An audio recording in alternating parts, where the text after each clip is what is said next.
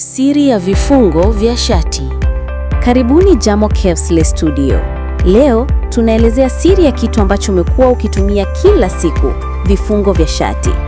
Je, umewahi kugundua kwamba vifungo vya shati za wanaume viko upande wa kulia, lakini vifungo vya shati za wanawake viko upande wa kushoto? Hii si ya wajali, ni historia ya kushangaza. Tofauti hii inatokana na matabaka ya jamii ya karne nyingi.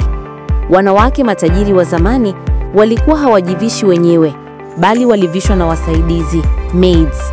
Kwa kuwa wasaidizi wengi walitumia mkono wa kulia, vifungo viliwekwa upande wa kushoto wa mwanamke ili kurahisisha kazi ya msaidizi kufunga vifungo.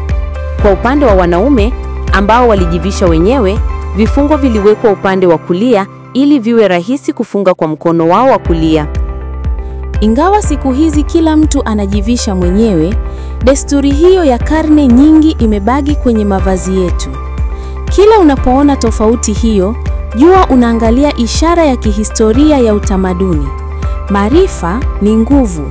Usisahau kusubscribe kwa Jamo Caves Studio kwa elimu zaidi.